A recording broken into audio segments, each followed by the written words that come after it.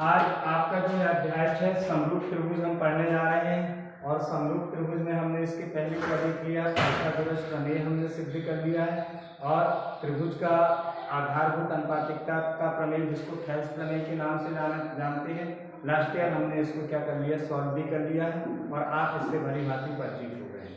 अब इसी आधारभूत अनुपातिकता प्रमेय को लेते हुए अब हमको क्या करना है, हमारे पास ये जो प्रश्नावली 6.2 जो दी हुई है उसका जो प्रश्न क्रमांक जो दूसरा, पहला हमने हल कर लिया, दूसरा प्रश्न क्रमांक क्या कहता है कि किसी त्रिभुज PQR की भुजाओं PQ और PR पर क्रमशः बिंदु E और F स्थित है, तो निम्नलिखित में से प्रत्येक स्थिति के लिए बताइए कि क्या EF समांतर QR है।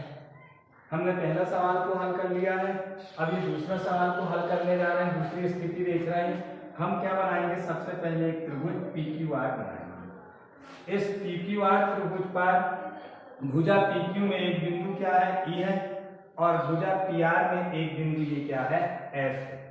ठीक है, EF को हमने क्या कर दिया, मिला दिया और यहाँ पर हम देख रहे हैं कि PE का मान कितना दिया है, 4 सेंटीमीटर, EQ का मान क्या दिया है, 4.5 सेंटीमीटर। ये PF का मान कितना दिया, 8 सेंटीमीटर और FR का मान कितना दिया है, ये 9 सेंटीमीटर। तो हमें क्या सिद्ध करना है, हमको सिद्ध करना है कि EF समांतर QR है। तो इसके लिए हम यहाँ पर लिखते हैं दिया है यहाँ पर क्या दिया हुआ है, यहाँ पर देख लीजिए आप, दिया है PE बराबर कितना दिया है, 4 सेंटीमीटर। फिर क्या दिया है, PQ बराबर ये दिया है 4.5 सेंटीमीटर।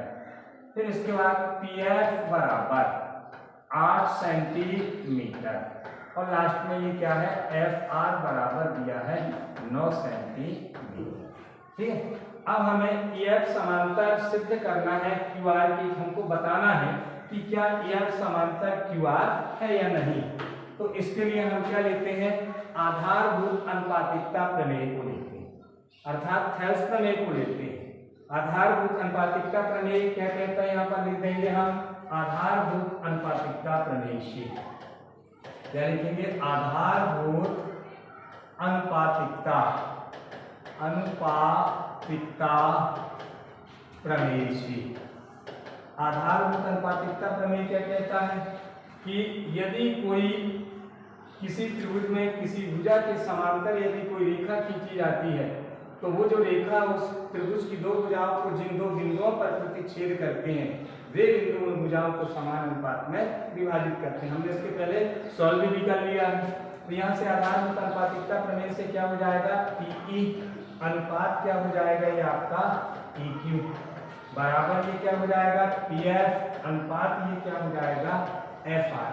अब यहाँ पर हम ये मान को रख देंगे तो PE का मान कितना आया, ये 4 सेंटीमीटर, EQ का मान क्या है, 4.5 सेंटीमीटर, PF का मान ये क्या है आपका 8 सेंटीमीटर, FR का मान ये क्या है आपका ये 9 सेंटीमीटर। सेंटीमीटर है, सेंटीमीटर ये सारी क्या हो जाएंगे, सेंटीमीटर से सेंटीमीटर क्या हो जाएंगे, कैंसिल हो जाएंगे।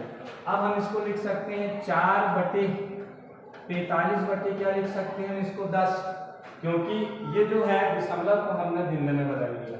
फिर ये आपका क्या जाएगा, बराबर 8/9, सम विषम संख्याएं तो ये कटेंगी नहीं, ये हर का हर है, इस कारण से ये कहा जाएगा अंश में, और 40 गुणित क्या हो जाएगा 10 बटे क्या हो जाएगा 45 और ये 8 बटे क्या हो जाएगा 9।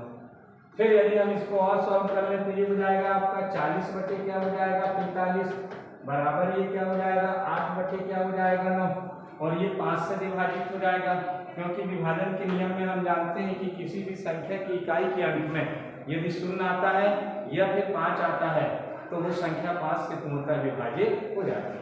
इसकी इकाई के अंक में 0 और 5 ये 5 से पूर्णतः विभाजित हो जाएंगी, 5 अट्ठे क्या हो जाएगा 40 और 5 निया 45, ये 8 बटे ये क्या हो जाएगा 9। ये दोनों आप देख रहे हैं, इसको यदि हम सॉल्व किया आधारभूत अनुपातिकता प्रमेय के अनुसार तो ये दोनों हमको समान अनुपात में मिलती है। अतः हम क्या लिख सकते हैं, जब ये समान अनुपात में है तो ये जो भुजा है ईयर, ये तीसरी भुजा के समांतर होगी। अतः क्या हो जाएगा आपका ये ई एफ समांतर, ये क्या हो जाएगा क्यू आर है। ये हमने दिखा दिया, बता दिया कि ई एफ समांतर क्या है क्यू आर। तो ये बेहद ही सरल सवाल है। इन सवालों को आप त्रिभुज के आधारभूत अनुपातिकता प्रमेय को आधार लेकर के इनको आप दिखा सकते हो, इनको आप सिद्ध कर सकते हो। क्लियर? चलिए लिख लीजिए इसको आप।